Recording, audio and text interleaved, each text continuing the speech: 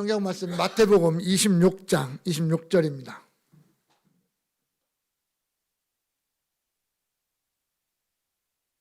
마태복음 26장 26절부터 29절 말씀을 우리 다 같이 한 목소리로 읽겠습니다. 같이 읽습니다.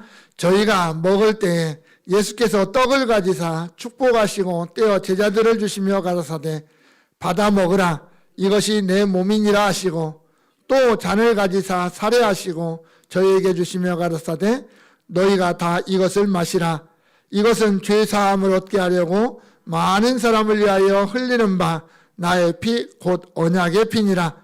그러나 너희에게 이르노니 내가 포도나무에서 난 것을 이제부터 내 아버지의 나라에서 새 것으로 너희와 함께 마시는 날까지 마시지 아니하리라 하시니라. 아멘.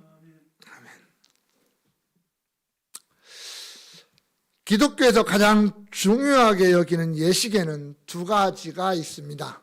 우리가 보통 성례라고 말을 하는 두 가지의 예식입니다. 물론 천주교에서는 7가지 예식을 가지고 이야기도 하지만 그 가운데 우리는 두 가지만을 기독교의 공식적인 성례 예식이라고 말합니다. 첫 번째는 우리가 세례입니다. 이는 물로 씻는다라고 하는 예식입니다. 웨스트민스터 소기문답에 보면 이 세례에 대해서 이렇게 말합니다. 세례는 물을 가지고 씻는 성례인데 우리가 그리스도에게 연합됨과 은혜 언약의 모든 은혜에 참여함과 주님의 사람 되기로 하는 우리의 서약을 표시하며 인치는 것이다 라고 했습니다. 즉 세례는 우리의 죄를 씻고 내가 예수 그리스도의 사람입니다.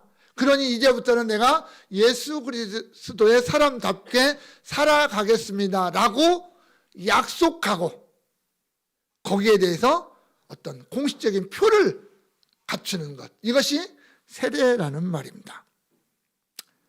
예수 그리스도와 연합해서 예수 그리스도와 함께 십자가에 죽고 예수 그리스도의 부활에 동참하는 것, 그게 세례라고 하는 거죠.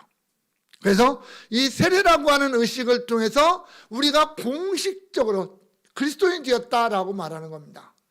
그래서 교회 구성원의 어떤 정회원이 되는 그런 거죠. 그래서 세례를 통해서 세례를 받은 자와 이미 세례를 받은 자, 과거에 세례를 받고 이미 성도가 된 자들이 교회 안에서 하나의 공동체가 되었다라고 하는 것을 이제 공개적으로 드러내는 것이 이 세례라고 하는 겁니다. 두 번째는 성찬입니다. 이는 예수 그리스도께서 어떤 신령한 은혜를 우리에게 더 풍성하게 주시기 위해서 자신의 살과 피를 떡과 포도주라고 하는 이것으로 이제 대체해서 우리들에게 먹고 마시도록 그렇게 이제 제정하신 성례입니다. 그래서 마찬가지로 웨스트민스터 소기문답에는 이렇게 말합니다. 주의 성찬은 곧 성례이니 그리스도께서 정한 대로 떡과 포도즙을 받으며 주고받는 것으로 그 죽으심을 나타냅니다.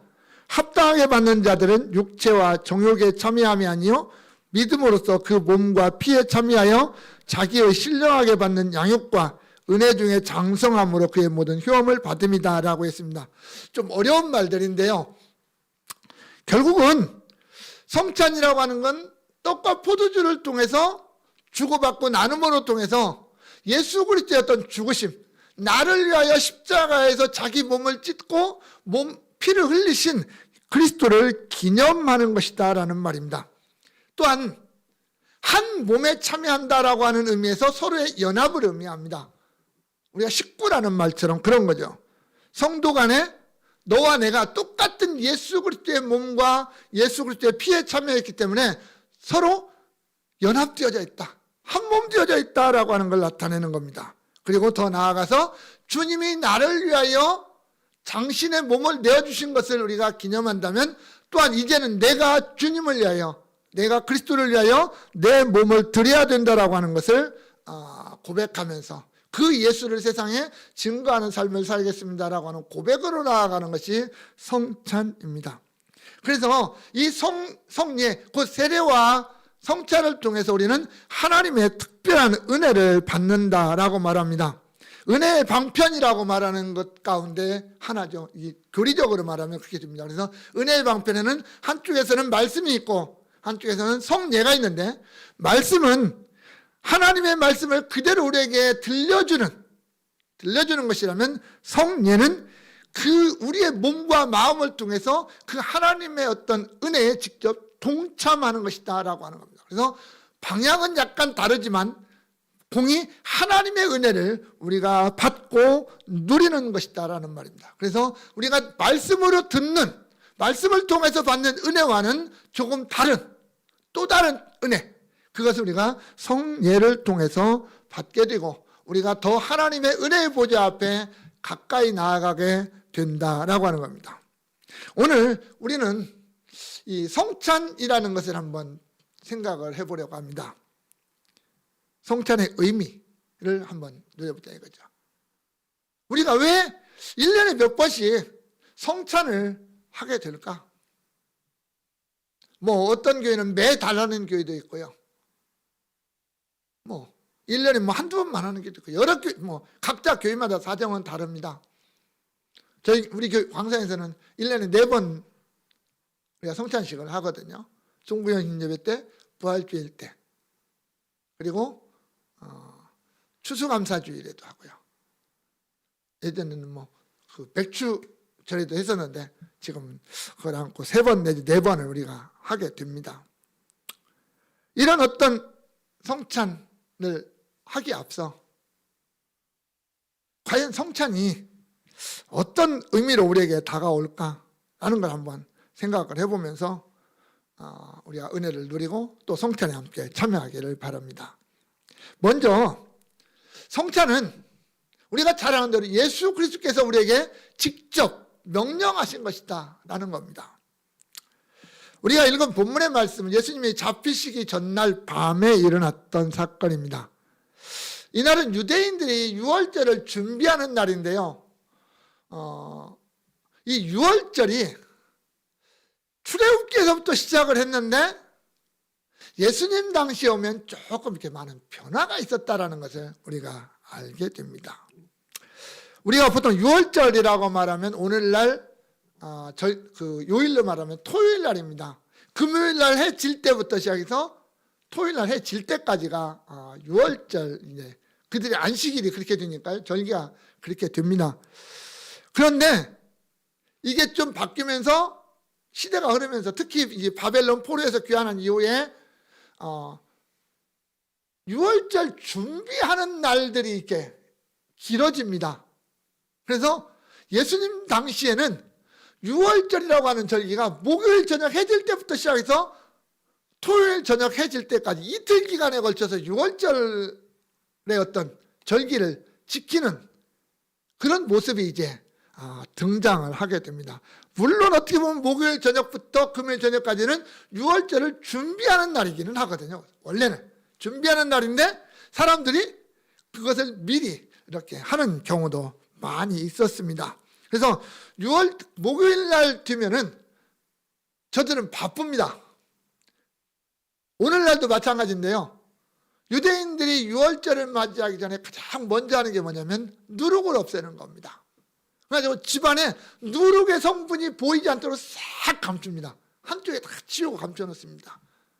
오늘날 유대인의 상점에 가면 유월절 되면요, 빵이나 뭐 누룩이 들어간 어떤 상품들은 한쪽으로 싹 밀어놓고 덮어놔 버립니다. 그래서 그건 관리를 안 해요. 판매를 안 씁니다. 오늘날도 그럴 정도로 누룩을 집안에서 없애는 일을 합니다. 그리고 가족의 수를 따라서 뭐 무교병을 만들고 뭐 쓴나물을 만들고 포도주를 준비를 합니다. 예수님의 시대까지는 어린 양을 준비했습니다. 출애굽기에 나타난 대로 어린 양을 잡습니다. 잡아서 그 고기를 먹지만 오늘날은 어린 양은 잡지는 않습니다. 물론 저 사마리아, 지금 사마리아 지역에 사는 극히 일부분의 사람들은 오늘날도 양을 잡습니다. 유월절 되면 잡기는 합니다. 그러나 어떤 전통적인 유대인들은 이것을 잡지는 않습니다. 왜냐하면 성전이 없기 때문입니다. 성전, 대제사장이 없다는 말입니다. 그러다 보니까 AD 70년 예루살렘 성전이 완전히 무너진 이후에, 회파된 이후에 저들은 유월절에 어린 양을 잡을 수가 없습니다. 어린 양을 잡아서 뭐 제사를 지내고 하는 이런 일이 없다 보니까 어린 양을 잡지 않고 무교병이나 어떤 쓴나물 포도주 이런 것만을 가지고 이제는 오늘날의 유대인들 또 유월절이라고 하는 행사를 하게 됩니다. 오늘 예수님도 이제 제자들과 함께 유월절을 이제 준비하면서 마지막 만찬을 제자들과 함께 하고 있는 모습입니다. 그런데 문제는 이 만찬을 하는데 전통적인 순서를 따라서 이제 갑니다. 그들이 만찬할 때는 뭐 항상 순서가 있습니다. 그래서 유월절 만찬을 제자들과 함께 하고 있는데 갑자기 예수님이 그동안 하지 않던 말씀을 하십니다. 사실 지금 예수님과 제자들이 유월절 만찬을 몇 번을 했을까라고 하면 보통 한 3번 정도는 하셨을 거다라고 보는 거예요. 이거 전에 최소한 2번 정도는 하셨습니다. 그러면 지금 3번째를 하는데 그 전에 하지 않던 모습을 합니다. 뭐 떡을 떼기 전에 기도를 한다든지 하는 것은 뭐 당연한 겁니다. 그들의 순서에 따라서 그렇게 하니까 축복 기도를 하고 이제 그걸 하거든요. 그런데 떡을 가지고 기도하신 후에 예수님이 제자들에게 뭐라고 말씀하시냐면 받아 먹으라, 이것은 내 몸이다, 이렇게 말씀을 하시는 거예요. 유대인의 개념 속에 이런 말은 없거든요. 그런데 예수님이 이걸 내 몸이다 라고 말씀을 하셔요. 그리고 포도주 잔을 가지고 나누시면서는 뭐라고 말하냐면 너희가 다 이것을 마시라, 이것은 죄사함을 얻게 하려고 많은 사람을 위하여 흘리는 바 나의 피 곧 언약의 피니라, 이렇게 말씀을 하신 거예요. 그러니까 떡을 떼면서 나눠주면서는 내 몸이라고 말씀하시고 포도주를 나눌 때는 내 피다, 이렇게 말씀을 하시는 거예요. 물론 제자들이 지금 이게 예수님 왜 이 말씀하시는지 의미를 모릅니다. 아직은 몰라요. 나중에 압니다. 하지만 뭔가 이상하다라는 건 느꼈겠죠. 왜냐하면 그동안 하지 않으셨던 말씀이 예수님에게서 나왔기 때문입니다. 예수님은 지금 분명히 뭐라고 하냐면 내가 죽을 거다라는 걸 말씀하시는 거거든요. 그렇잖아요. 살이 찢기고 피가 흘리는 죽음에 대해서 말씀하시는 거예요. 사실 이 사건 전에도 예수님이 내가 예루살렘에 올라가서 고난을 당하고 십자가에서 죽게 될 것이다, 그리고 사흘 만에 부활하리라 말씀하셨잖아요. 그런데 그 말씀과 조금 다른 표현으로 지금 주님은 또다시 당신의 죽음심에 대해서 이야기를 하고 있습니다. 그러면서 제자들과 이 만찬을 행하시는 거거든요. 즉 주님은 유대인들이 전통적으로 1500년 동안 행해왔던 이 유월절 만찬, 그 유월절 만찬의 진정한 의미가 뭐냐라고 하는 것을, 그 유월절 만찬이 곧 나의 죽음을 의미하는 것이다 라고 하는 것을 이제 분명하게 드러내시는 거거든요. 그러면서 제자들과 이 만찬을 나누고 너희가 이것을 기념하라, 이렇게 말씀하시는 겁니다. 예수님이 떡을 가지고 내 몸이라고 말씀하십니다. 그리고 잔을 가지고 내 피라고 말씀하셔요. 그러면서 제자들에게 하시는 말씀은 뭐예요? 너희가 이를 행하여 나를 기념하라 라고 말하는 겁니다. 기념하라는, 기억하라는 말입니다. 너희가 이것을 행하면서 나를 기억해야 된다. 이게 내 몸, 내 피, 내가 찢기고 피 흘린 나의 죽음을 너희가 기억해야 된다, 이렇게 말하는 거예요. 그건 누구를 위해서 흘리냐면 너희를 위해서 흘리는 것이고 너희를 위해서 찢기는 것이니까. 죄사함을 얻게 하는 피니까, 살이니까. 내가 너희를 위하여 그렇게 찢기고 흘리는 피니까 그것을 기억하라 라고 말하는 겁니다. 이 자리에서 끝내버리지 말라는 거예요. 너희가 나와 함께 먹고 마시 이걸로 끝내는 것이 아니라 내가 다시 올 때까지, 내가 너희를 데리러 다시 오고 내가 아버지의 나라에서 새 것으로 마시는 그날까지 너희가 이것을 기념하고 있어라, 기억하고 있어라. 그리고 그날 거기서 나와 같이 또 그것을 먹자라고 말씀을 하시는 거예요. 결국 이 성찬이라고 하는 이 어떻게 보면 작은 예식 같지만 이것의 가장 확대된 개념은 장차 우리가 저 영원한 천국에서 주님과 함께 영원한 잔치를 벌일 천국의 잔치를 예표하는 아주 작은 모형이다라고 말할 겁니다. 그래서 이 잔치는 어떻게 보면 이 만찬은 마냥 침울하고 착한 그런 분위기만이 아니라 어떻게 보면 천국에서 주님과 함께 영원한 기쁨 속에서 누리는, 왜? 내가 구원을 받았고 내가 하나님의 자녀가 되었고 내가 천국 백성이 되었다라는 그 기쁨을 함께 나누는 자리가 성찬의 자리이기도 합니다. 그래서 오늘날 우리는 이 예식을 반드시 거행해야만 되고, 그 거행함을 통해서 주님이 나를 위해서 나의 죄를 사하기 위해서 당신의 몸을 찢고 당신의 피를 흘리셨다라는 것을 기념하고 기억해야 되고, 그것을 또한 드러내야 된다라고 하는 겁니다. 성찬은 구약의 유월절과 깊은 관계를 가지고 있습니다. 이 예식도 어떻게 보면 유월절을 시작하는 어떤 그러한 시점에서 이 예식이 정해졌고, 어떻게 보면 예수님이 십자가에서 죽으신 시간은 유월절 어린 양을 잡는 시간에 예수님이 죽으셨어요. 오후 3시쯤이니까. 그때 이제 유월절 양을 잡는 거거든요. 그 시간 이제 잡을 때, 죽일 때, 그때쯤 되는 거거든요. 이 유월절, 오늘날도 유대인에게 있어서는 최대의 명절입니다. 유대인들에게 최대의 명절입니다. 그들의 조상 야곱이 그의 식구 70명과 함께 애굽으로 내려갔습니다. 그리고 430년을 살았습니다. 그러나 그 430년에 거의 대부분을 종살이로 살았습니다. 요셉이 살아있고 아마 요셉의 어떤 아들들 때까지는 종살이 안 했겠죠. 왜냐하면 애굽인들이 요셉의 어떤 공을 알았기 때문에. 그러나 그 이후로 저들이 종살이를 긴 세월 했고, 결국 그 종살이를 마치고 애굽에서 나오는 날이 이제 유월절이라는 날입니다. 애굽이라고 하는 세상에서 나와서 하나님의 백성으로서 하나님만 섬기고 살아가는 날로 새 출발하는 그런 날이 이 유월절이었습니다. 그래서 유월절은 이스라엘 백성들에게는 구원의 날입니다. 이 구원의 날. 그래서 이 유월절이 하나님의 구원이라고 하는 역사를 되새길 때마다 저들에게 꼭 등장하는 말이 뭐냐면, 애굽 땅 종되었던 너희를 구원해낸 여호와 하나님, 이거예요. 구원해낸 여호와 하나님. 이 말이 자꾸 등장을 하는 겁니다.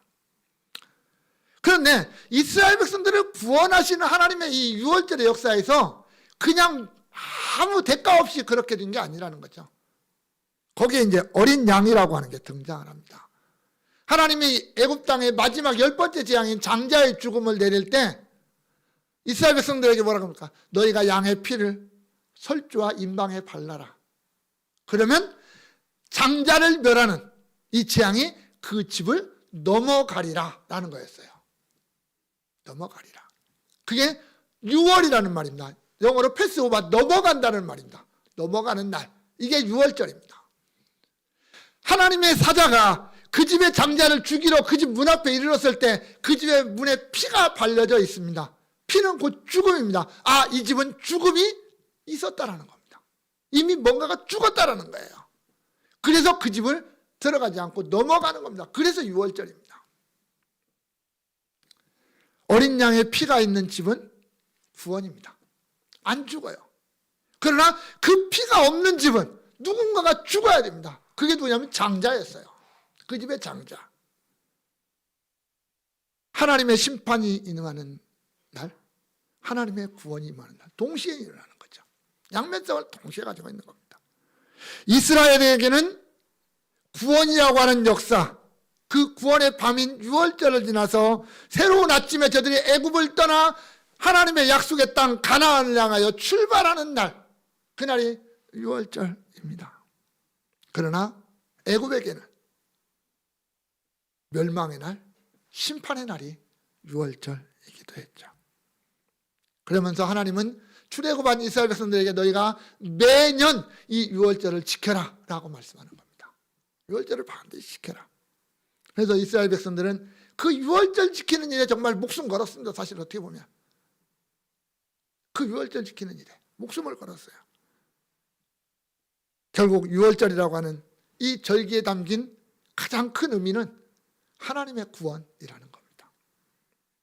그런데 예수님이 이 성찬 예식을 설명하면서 이 떡은 자신의 몸이요 잔은 자신의 피, 곧 언약의 피다 이렇게 말씀하시면서 이를 행하여 나를 기념하라, 너희가 기억해라 라고 말하는 겁니다. 사도 바울은 그래서 고린도전서 11장 26절에 너희가 이 떡을 먹으며 이 잔치를 마실 때마다 주의 죽으심을 그가 오실 때까지 전하는 것이다 라고 말하면서 주님을 기념하는 의미가 뭐냐? 그러한 주님을 너희도 기억하고 있는 것뿐만 아니라 그 사실을 주님 오실 때까지 전하는 것, 전하며 사는 것, 그것이 바로 주님을 기념하는 것이다 이렇게 말씀하고 있습니다. 즉 성찬에서 가장 중요한 의미는 기념하는 것이다라는 말이에요. 주님을 기념하는 것. 자신의 육체를 찢고 자신의 피를 흘리신 주님을 기억하라, 기념하라 라는 거예요. 결국 주님은 이 말씀을 하신 후에 24시간도 안 지나서 당신의 몸을 찢고 당신의 피를 흘려서 내 백성들의 죄를 사하는 한 마리의 어린 양이 되셨습니다. 요한복음 1장 29절에 세례 요한이 예수님이 공생애를 시작하실 때 예수님을 바라보면서 보라 세상 죄를 지고 가는 하나님의 어린 양이다 라고 외쳤던 그 말씀처럼 주님은 유월절 양이 죽는 그 시간에 당신의 몸을 찢고 당신의 피를 흘려서 자기 백성들의 죄를 용서하고 구원하는 한 마리의 어린 양이 되셨던 겁니다. 그래서 성찬에 참여하는 우리는 이 주님의 죽으심을 반드시 기억해야만 합니다. 예수 그리스도께서 나를 위하여 이 땅에 오셨고 십자가에 달려 죽으심으로 내 모든 죄를 대속하셨다라고 하는 것을 믿어야 합니다. 예수님이 채찍에 맞아 찢기신 그 살이 우리에게는 생명의 양식이 되는 것이고 그분이 십자가에 못 박히심으로 말미암아 흘리셨던 그 모든 피가 내 죄를 속하는 언약의 피였다라고 하는 사실을 믿어야 됩니다. 우리가 성찬에서 대하는 이 떡과 포도주는 그런 의미를 가지고 있습니다. 주님의 몸, 나를 위해 찢긴 주님의 몸을 기억하고 나를 위하여 흘리신 그 주님의 피를 기념하는 겁니다. 하나님의 그 어마어마한 진노의 심판에서 내 죄를 덮어줄 수 있는 주님의 피. 그래서 하나님 앞에서 내가 의롭다함을 얻을 수 있는 그 주님의 피. 그래서 우리는 내가 성찬에 참여할 때마다 나의 대신 내가 받아야 될 형벌을 주님이 받으셨기 때문에 주님이 마셨던 그 채찍을 기억하고 주님이 당하셨던 멸시와 모욕을 기억하고 주님이 나를 위하여 흘리셨던 그 피를 기억하는 그 자세로 우리가 성찬에 참여해야 됩니다. 또한 성찬은 생명의 식탁입니다. 성경에서 식탁이 차지하는 의미는 아주 중요합니다. 식탁은 먹는 장소입니다. 먹는 장소예요. 또한 식탁은 상호 간의 깊은 교제를 의미합니다. 우리가 밥을 먹을 때 원수하고 같이 앉아서 밥 먹기는 참 힘들거든요. 미워하는 사람하고 앉아서 밥 먹는다는 것은 힘들어요. 음식이 속에 걸리잖아요. 그런데 한 식탁에 앉았다? 특히 성경에서 말하는 이 한 식탁에 앉았다는 것은 원수와 앉았다는 것은 이미 화해했다는 것을 의미하는 것이기도 합니다. 화해하지 않고는 한 식탁에 앉지 못하는 것이죠. 나아가서 어떻게 보면 서로 사랑하는 마음이 있을 때 한 식탁에 동참합니다. 따라서 예수님의 공생의 시간에 우리가 보면 예수님이 많은 사람들과 식사를 함께 하시는 모습이 있습니다. 성경에 보면 그 식탁을 장면을 보면 그 안에는 뭐가 있냐면 항상 용서가 있었어요. 주님의 어떤 용서와 구원이 있었습니다. 사랑이 있었습니다. 그것이 있는 자리에 주님의 식탁이 펼쳐졌던 것을 우리가 기억할 수 있습니다. 결국 예수님의 식탁에는 생명이 있다라는 겁니다. 그래서 요한계시록 3장 20절에도 예수님은 이렇게 말씀하시죠. 볼지어다 내가 문 밖에 서서 두드리노니 누구든지 내 음성을 듣고 문을 열면 내가 그에게로 들어가 그와 더불어 먹고 그는 나와 더불어 먹으리라. 먹는 거예요. 주님을 영접하는 자와 주님이 함께 먹고 마시는 식탁에 자리를 함께 하겠다. 이렇게 말씀하시는 거예요. 예수님과 함께하는 식탁, 예수님과 함께 먹고 마시는 식탁은 정말 그 안에 뭐가 있어요? 구원의 역사가 있다라는 거죠. 그래서 예수님의 이 거룩한 성찬의 자리에 예수님의 12제자 중에서 한 사람은 참여를 못하잖아요. 가룟 유다는 여기에 참여하지 못했어요. 미리 나갔잖아요. 먼저 나간 다음에 이 예식이 이제 진행이 되는 거거든요. 이 성찬은 그래서 식탁이라는 거예요. 예수님과 함께하는 정도가 아니라 예수님의 살과 피를 가지고 하는 식탁이에요. 예수님의 살과 피, 곧 주님의 죽으심을 기억하는 정도로 끝나는 것을 넘어서서 그 주님의 생명이 내 안에 들어오는 식탁. 주님의 생명이 내 생명과 하나로 연합되어지는 식탁. 그것이 바로 이 주님의 성찬의 자리입니다. 내 몸속에 주님의 살을 입히는 거고 내 피 속에 주님의 피를 더하는 그러한 자리가 이 성찬의 자리입니다. 그래서 예수님이 요한복음 6장에 보면 이렇게 말씀하십니다. 인자의 살을 먹지 아니하고 인자의 피를 마시지 아니하면 너희 속에 생명이 없느니라. 내 살을 먹고 내 피를 마시는 자는 영생을 가졌고 마지막 날에 내가 그를 다시 살리리니 내 살은 참된 양식이요 내 피는 참된 음료로다. 이렇게 말합니다. 사람이 살아가는 데 있어서 음식이라고 하는 게 꼭 필요하지 않습니까? 성경은 양식을 떡으로 표현합니다. 사실 유대인의 주식은 빵입니다. 유대인들은 떡 아닙니다. 떡은 이 동양도 이 극동지방, 우리나라, 중국, 일본 뭐 이쪽 지방에서나 떡이라는 개념이 있지. 저 뭐 중동을 넘어서서 저 유럽 쪽으로 가고 아메리카로 가면 떡이라는 개념이 없습니다. 그들은 전부 다 빵이라는 개념이 있습니다. 그런데 성경이 우리나라에 들어올 때 우리나라에는 빵이 없었습니다. 그러다 보니까 전부 다 떡으로 번역을 해놨어요. 떡으로 번역. 왜? 우리는 빵과 비슷하잖아요, 개념이. 그래서 떡이라는 개념으로 이렇게 바꾸어 놓았습니다. 그러나 성경에 등장하는 떡이라고 하는 단어는 원래적으로는 빵을 의미한다라고 하는 것은 우리가 한번 생각을 해보시면 좋습니다. 그러나 떡이나 빵이든 중요한 건 뭐냐면 그게 우리의 주식이라는 겁니다. 우리가 날마다 먹는 음식이라는 말이에요. 왜 먹느냐? 우리가 살아가기 위해서 먹는 거예요. 왜냐? 살기 위해서 먹는 거예요. 안 먹으면 죽으니까. 사람이 떡을 먹지 않으면 살아갈 수가 없습니다. 그런데 문제는 이 떡이 우리에게 영원한 생명을 보장해 주지 않는다라는 거죠. 떡 먹어도 죽어요. 가장 의미심장한 말씀이 뭐냐면 예수님 요한복음 6장 49절에서 이렇게 말해요. 너희 조상들은 광야에서 만나를 먹었어도 죽었다라고 말합니다. 여러분, 만나라고 하는 음식이 어떤 음식인지 아십니까?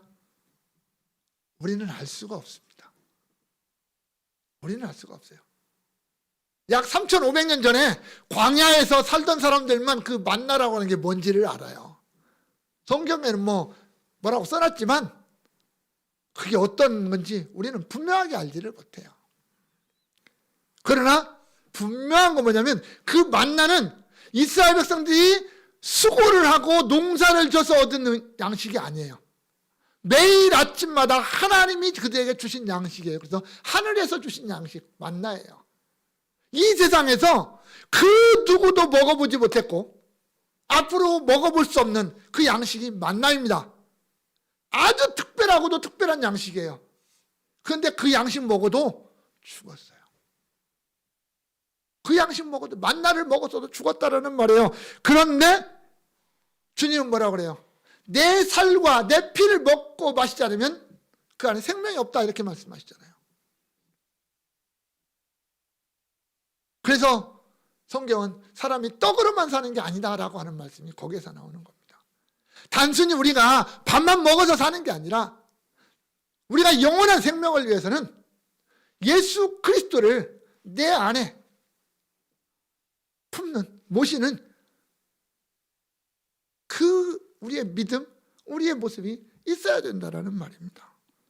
그래서 예수님이 뭐라고 그래요? 내 살과 피를 먹고 마시는 자에게 생명이 있다, 이렇게 말씀하시는 거예요. 그 생명은 이 땅에서 끝나버리는 생명이 아니라 저 영원한 나라에까지 이어지는 생명이다라고 말씀하는 겁니다.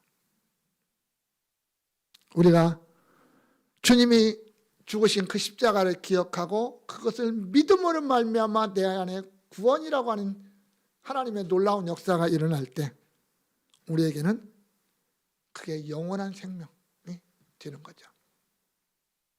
오늘 예수님이 자신의 피를 가지고 언약의 피라고 말씀하신 이유는 그거죠. 약속. 나를 믿는 자에게 영원한 생명을 주겠다라고 하시는 그 약속. 내 살과 피의 의미를 알고 거기에 동참하는 자들에게 영원한 생명을 주신다는 주님의 약속. 그것을 보증하는 것이 주님의 피, 생명의 언약, 구원의 언약을 우리에게 확증하는 피, 주님의 피였다라는 겁니다. 그래서 이 성찬의 예식에 참여하는 이 식탁은 생명의 식탁입니다. 이 땅에서 우리가 먹고 마시고 즐기고 끝나버리는 그런 생명이 아니라 장차 주님과 함께 새 나라에서 새 것으로 마시는 식탁에 동참하는 그 생명, 그 생명을 위한 언약의 식탁이었다라는 겁니다. 따라서 우리가 이 성찬의 식탁에 참여하는 것은 단순히 내 입에서 느껴지는 떡과 포도주 이걸로 끝나는 것이 아니라 나를 위해서 친히 당신의 살을 내어주신 그 주님의 몸과 친히 흘리셨던 그 피를 기억하고 그것을 내가 믿음으로 받아들이는 것, 그것이 바로 성찬의 식탁, 풍성한 생명을 나누는 식탁이라고 하는 겁니다. 사랑하는 광성의 성도 여러분, 우리 성찬 예식은 교회에서 실행하는 그냥 정기적인 행사 가운데 하나, 그게 아닙니다. 하나님이 우리에게 어떤 특별한 은혜를 주시기 위해서 제정하셨고 시행하라고 명령하신 그런 예식 잔치입니다. 그래서 우리는 이 성찬을 통해서 주님의 참 모습을 기억하고 주님의 그 십자가의 위대한 역사를 기억하고 믿음으로 고백하며 내가 주님과 함께 연합하는 가장 아름다운 잔치입니다. 이 잔치를 통해서 주님의 생명이 내 안에 역사하는 귀한 식탁입니다.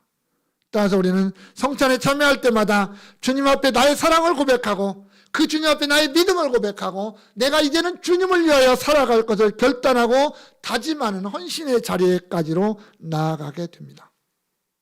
결국 성찬은요, 아무나 참여할 수 있는 게 아니라 아주 특별한 사람들만이 참여하는 겁니다. 예수를 믿고 예수를 나의 왕으로 고백하는 자들만이 참여합니다. 그 자리에서는 특별한 음식이 있습니다. 예수님의 살과 피라고 하는, 그 살과 피를 기념하는 대신하는 떡과 포도주가 있습니다. 그리고 그 식탁에는 특별한 결과가 있습니다. 예수님의 생명이, 예수님의 구원의 역사가 풍성하게 넘치는 곳, 그것이 바로 성찬의 식탁입니다. 그래서 그 성찬에 참여하는 우리는 행복한 자들입니다. 그래서 오늘 설교의 제목이 성찬의 행복입니다.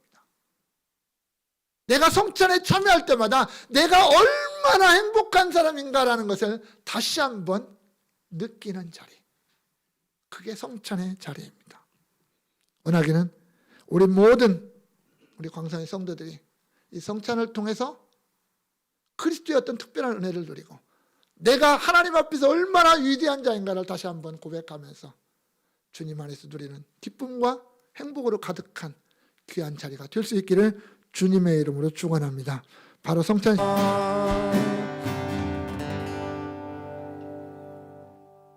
우리의 생명이시고 우리의 영원한 왕이 되신 우리 주 예수 그리스도의 은혜와 그 아들을 통하여 우리에게 영원한 생명 주신 아버지 하나님의 놀라우신 사랑과 오늘 또 그 예수를 내 마음에 품고 그 예수의 생명으로 이 세상을 정복하며 살아가도록 우리에게 힘을 주시는 성령님의 역사가 여기 모인 주의 백성들 머리 위에 이제로부터 영원까지 함께 있을지어다.